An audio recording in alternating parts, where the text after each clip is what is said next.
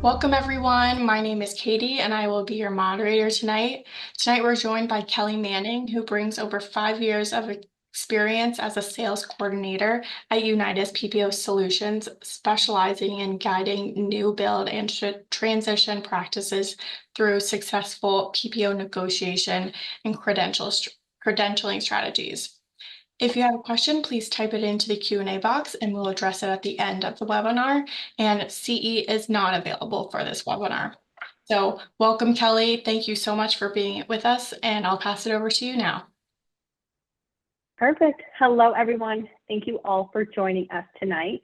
We will be going over the top 3 PPO mistakes that are costing new dental practices thousands of dollars. So within this, like we said, my name is Kelli Manning. I'm a sales coordinator here at Unitas. My email below, kelly.manning@unitasdental.com. If you have any questions, you are always welcome to email me. And at the end of this, there will be an option for you to sign up for one of our consultations to learn more about how we can help practices just like yourself better yourself within this industry. So a little bit about Unitas Dental. We have been helping practices since 2011.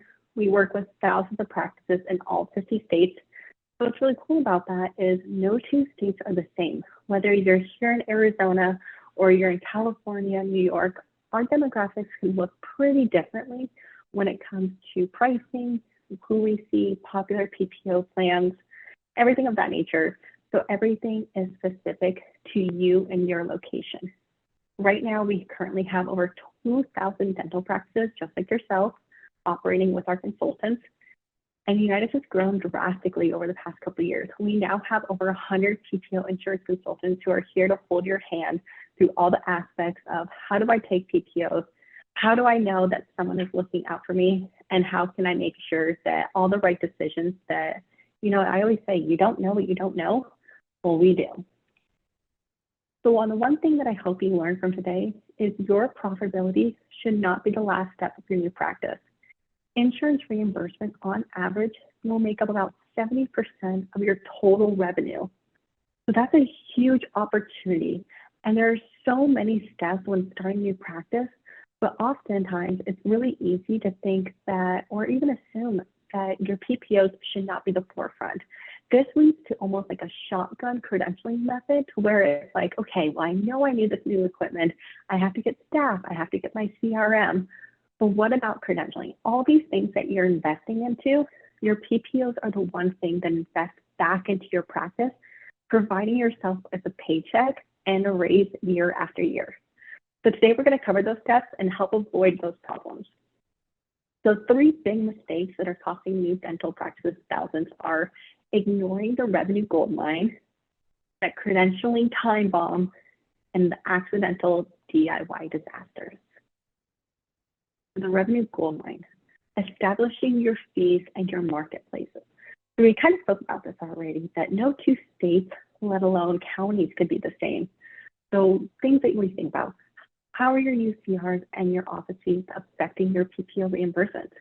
How to be competitive within your area. Do you want to be somewhere right in the middle that everyone can afford you, whether they take insurance or not? Or do you want to be the highest of high, making it an experience? Or do you want to be on the bottom tier and have a situation where pretty much anyone and everyone can come to you? We help you find out other practices in your areas of what they are charging. So let's stay, competitive. And we help you have to decide what to charge for your practices, which is a really intimidating process because you have to stop and think. You're like, oh, what should I charge for that pro fee or that crown or whatever it may be? We want to look into that. So step 1, how to properly price your office.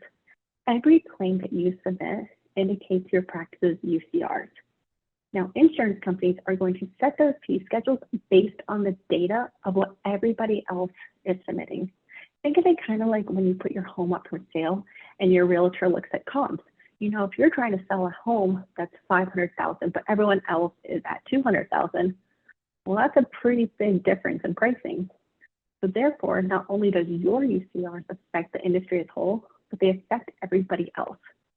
So a rising tide raises all ships.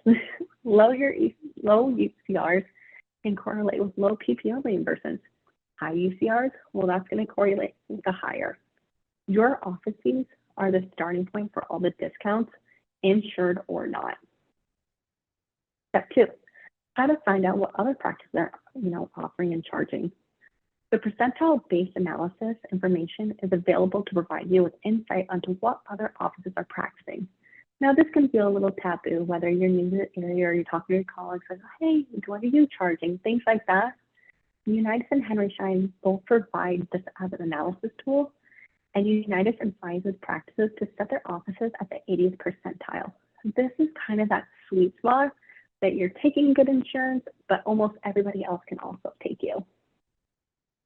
And of course, how to decide what to charge. So don't worry about having to look at 9,000 CDT codes. We really want to focus on 20 to 35, whether you're a specialist or you're general. Those really make up the codes of what you are going to do day to day and year to year. So when it comes to what you charge, focus on that. And here at Unitas, we'll actually help you put together that information so that you know, so we have an idea of what you're really looking at. We also want you to consider what technology, equipment, and materials you plan to use, because that's also going to factor into which codes you want to bill for.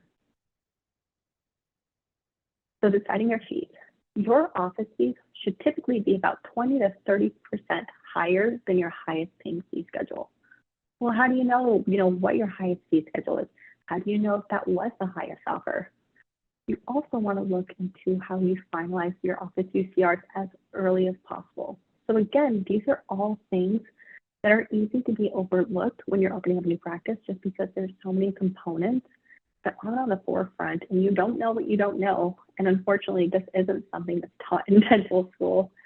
So it's one of those things you're like, dang, I wish someone would have told me I needed to put that first. Now, what's interesting is that some insurance companies will require a copy of your office UCRs when you are applying for in-network participation, because they want to know what you're going to be charging. So with all of this, I know we're going over a ton of information all at once. If you want to follow along or even check back in on what we would recommend, we have our dental startup guide for PPO credentialing. So I'll give you all a moment to go ahead and pull out your phones, to give that QR code a scan, and that you can save this for later.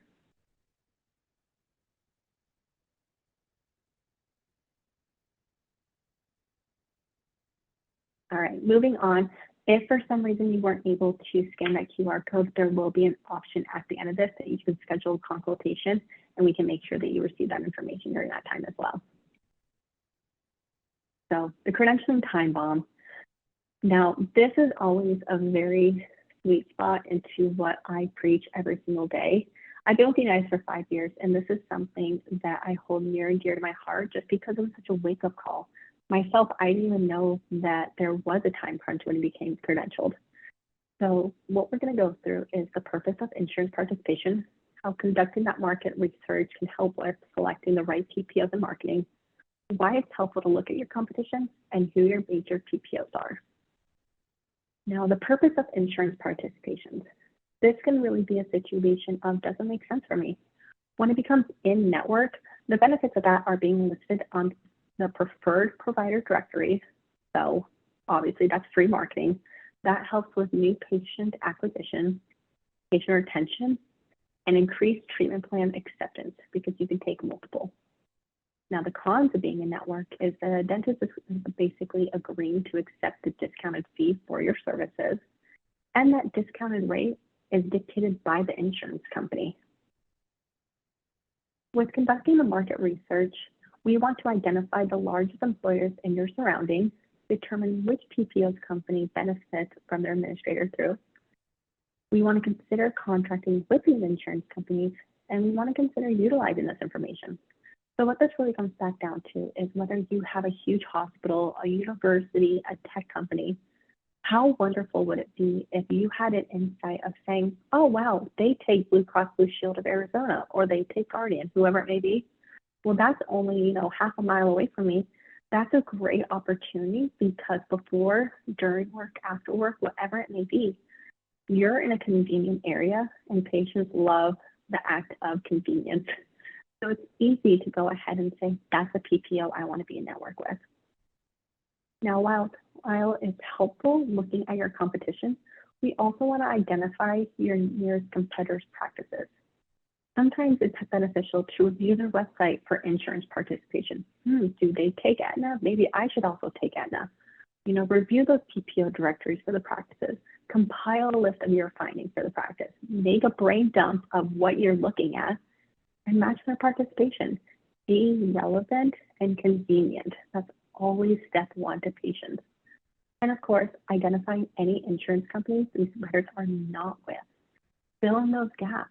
Whether it's Delta, which everyone has an opinion about that right now, maybe it makes sense for you to be a network where other providers do not want to be in network with them, or Blue Cross Blue Shield, United Concordia DoD, MetLife Emeritus, the list goes on and on.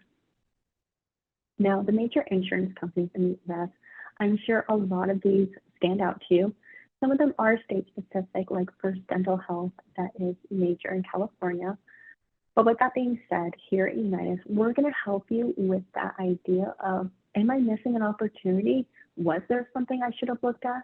These are all huge credentialing points that we want to make sure that all bases are covered when it comes to your participation.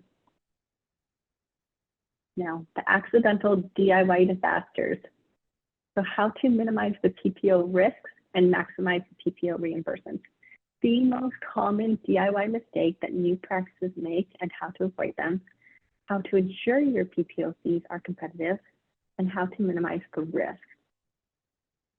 Mistake number one, believing that the fees can be negotiated after credentialing. Time and time, I talk to providers who call me, they're like, hey, Kelly, I just signed up with Aetna. This is awesome. I'm network, but it's been about 3 months and their rates are really crummy. Is there something that you can help me with? So submitting a credentialing application tells the insurance company you are agreeing to join their network and you are accepting that discounted reimbursement rate. When you submit that application, that is go time, and that insurance is going to take your application and they are going to run as fast as they can to say, nope, they locked in at this reimbursement rate. We are holding them to that. And unfortunately, sometimes that can mean up to 24 months before you're able to negotiate again. So unfortunately, if you just agree to $550 for a crown, it's going to be $550 for the next 24 months. Mistake number two is aware that the plan selection corresponds with the reimbursements. Plan selection can often correspond with fee schedules and different patient bases. An example of that is you have Delta Premier versus Delta PPO, Cigna Advantage versus Cigna DPPO. See how their names are really similar, but the fee schedules can look drastically different. And of course, Carrington Platinum versus Carrington Care. Whoops, I knew that I had to take Carrington, but I didn't know which Carrington I needed to be in network. How do I fix this? Where do I go from here? These are all mistakes that our consultants can help you avoid. Mistake number three is being unaware of different PPO participations. It's crazy to say that PPOs are always growing and adopting new relationships. So it's one of those things that what made sense back in 2010 definitely does not make sense in 2024. And now there are three big ways that you can participate with the PPOs. The direct contract. Now, this is what the PPOs want you to assume is the one and only way to participate. That is a relationship between you and them. It's solid, it's solidified, it's what it is. However, there is now PPO leasing. This could be as simple as sister companies. One PPO also does business with this other PPO, back and forth. Now, where this gets tricky is when you start integrating multiple PPO and PPO contracts, it's going to be a situation of, well, which fee schedule is always going to be utilized? I'll let you in on a secret. It's typically the lowest paying one. So between two contracts, if one crown is $550 and the other one's $350, hopefully it's never $350, but if it was, they're going to try to go for $350. Now, this is the most common point that a lot of providers are learning about, and this is something that Unitas specializes in, is umbrella networking and third-party administrators. This allows you to hold a relationship and a contract with one PPO specifically, And underneath that one fee schedule, you can be branched to 10, 15, 20 different PPOs. Now, the secret in this is the fact that one, your software is really clean and tidy. Your office manager has no problem knowing how your network, because there's only one fee schedule to work off of. That is the best situation. And on top of that, well, why not find the highest paying PPO network umbrella, get credentialed with that, and bundle all the other PPOs underneath that one relationship? Think of it kind of like with your Hulu subscription. You know, over the years, they've added ESPN and Disney Plus and National Geographic and all these other plans. Well, insurances do the exact same thing, and this is something that we specialize in. We can absolutely establish for you. So how to ensure your PPO fees are competitive with your area? What we do not want is you to get locked into that low fee schedule. Remember, there's a 2-year minimum period before you can negotiate again. Negotiate first, then get credentialed. United has the data compared for your offers against to determine how competitive you are for your area. So we collect that information. So we get to be proactive in this. You get to be reactive in this. And United has dedicated recruiters at the highest levels of insurance contracts that many practices do not have. So this just means that we have relationships with specific PPOs saying, hey, I want to negotiate for this PPO. I want to represent this practice. So while you have all these other factors going on in the practice, your PPOs are the one thing that United can handle for you. Again, this is the one piece of the puzzle that contributes how much finances are going to be getting paid back to you. Give yourself a raise from the get-go, and then you can go ahead and splurge all of that fancy new equipment and the coffee machine and this and that. We also want to know how to prioritize thinking about your PPO participation sooner than later. The earlier you start, the sooner and better United has to get you a network before your doors open. This is always just such a sad part when I talk to an office. They're like, hey, Kelly, I closed last week. I'm ready to see patients. And I'm always like, oh no, we have to rush this and we're going to be choosing speed over revenue, let alone even if we didn't negotiate, credentialing still takes weeks and months on end. We want to make sure that we avoid all that from the get-go. No one wants to have a welcoming party and say, hey, everybody, we're open, we're here.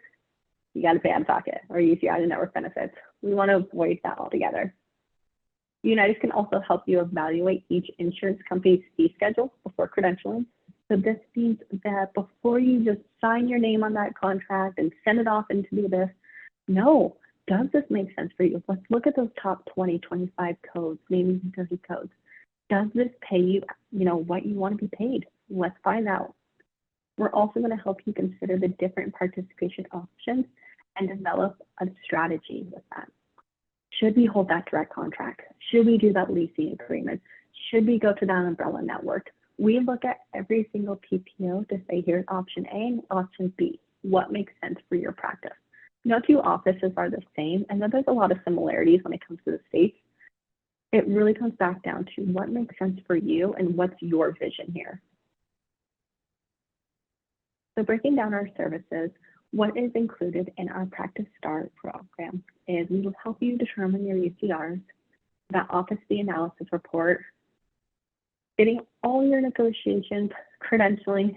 Now, if you've ever done a credentialing application, you know how painful this is. You got to complete the 30-some pages, send it, and then correspond back and forth with PPO. Maybe they received it, maybe they didn't. Maybe they didn't receive page 12. Why did you not receive page 12, but you didn't? So we take care of all of that.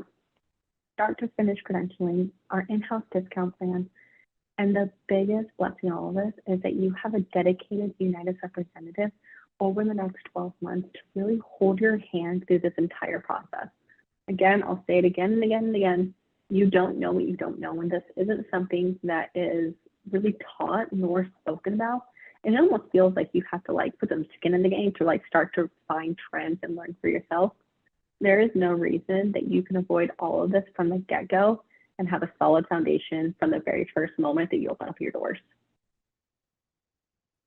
So With that being said, if this is something that you would like to learn more about, or maybe you say, you know what, I do have a practice acquisition, whether it's a new build, taking over, maybe a friend that you're like, oh my gosh, they're in the middle of all this, go ahead. You can always go to pposolutions.com to schedule a consultation with myself or one of my colleagues. The consultations are always free, and we can go ahead and learn more about your current situation and how we can help you moving forward. So thank you so much for what a great presentation. We did record this webinar and we'll be emailing it out within the next week. So we would appreciate your feedback via survey that will pop up on your screen shortly. So thank you everyone for joining us and have a great rest of your evening. Bye everyone.